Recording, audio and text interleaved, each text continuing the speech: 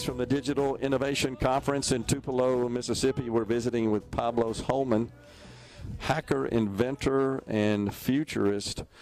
All right, so you were saying you were more about what's possible, thinking more about what's possible, speak about that, than you do just sort of predicting the future. And I agree with you. And you see all the kind of ingredients for just more breakthroughs, do we not? With quantum computing, 5G, Internet of Things, artificial intelligence, all the above. Get breakthroughs every day now. And so the question is, what sort of new inventions might that produce? Who knows at this point? I'll give you some examples. I mean, we have some guys who figured out the problem with solar panels is nighttime. and clouds. And so they're putting them up in space. It looks like it's nighttime in space. It's actually noon in space all the time. So they put the solar panels in space. They get sun 24 hours a day, and they can beam that energy down to Earth using radio waves. Wow. Go right through clouds, 24 hours a day. So you don't need batteries. You don't need transmission lines. It's a way to make solar actually more practical. Interesting. Yeah, it sounds like a crazy idea. It's not. It's actually only launch costs that kept us from doing it before, and that's been coming down really fast thanks to SpaceX. How do you keep them stationary, or do you have to? They're in these oblique geosynchronous orbits, so they're way out there, and then they have a little bit of station-keeping thrusters and stuff. I see. But they're really big. They'll be really big arrays, but you won't see them. They're so far away. Wow. Yeah. So things like that. We've got a company that figured out they could manufacture stuff out of used coffee grounds in a 3D printer. It's cheaper than injection molding in China. All your Happy Meal toys come from China. Yeah. Because it's so cheap to make stuff out of plastic there. These guys figured out how to make things in the U.S. even cheaper than do it in China, which is really exciting for us because we've been having everything manufactured in China. Yeah. But now they just get paid to haul the coffee grounds away from Starbucks. They go in a 3D printer, which prints stuff. They're making sinks and light fixtures and bicycles, and then they just powder coat them. You can't even tell it's made of coffee. Wow. And it's super cheap. So it's a way to automate manufacturing and bring it back to the U.S., which is really exciting. Yeah. We have a company doing that for apparel. They've automated apparel manufacturing. No sweatshops, no sewing anymore in the cheapest countries we can find.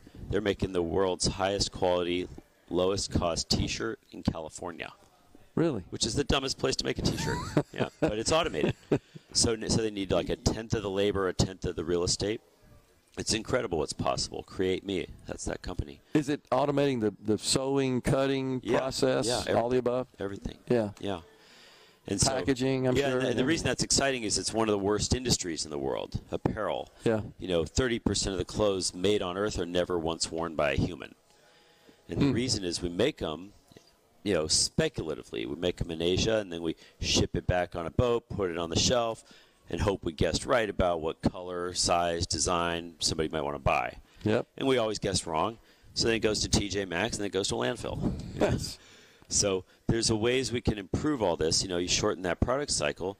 These guys wait for you to click buy now, and then make your clothes in your size, in your color, in your design, and mail it out the next day. That's true just-in-time inventory. Yeah, exactly. It's real-time manufacturing. JIT. So wow. A lot of possibilities like that can make things better, bring industries back to the U.S. that we gave up a long time ago. In the 80s, probably over 80% of our clothes were made in America. Yeah.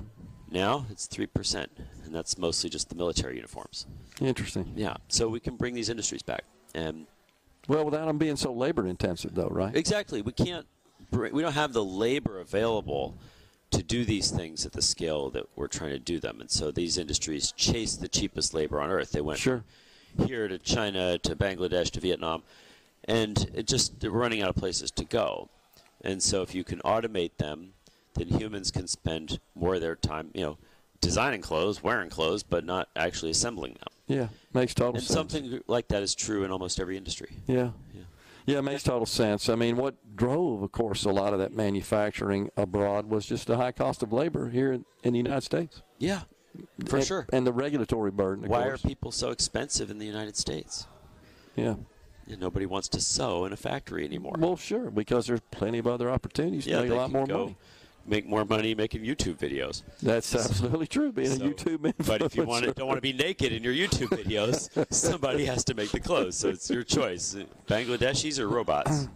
So. And you're absolutely right. All this is being driven by all these tools that we were talking about in the last segment. We keep using the tools to create more tools. Yeah. And that trend is not going away anytime soon, thankfully. Yeah, for sure.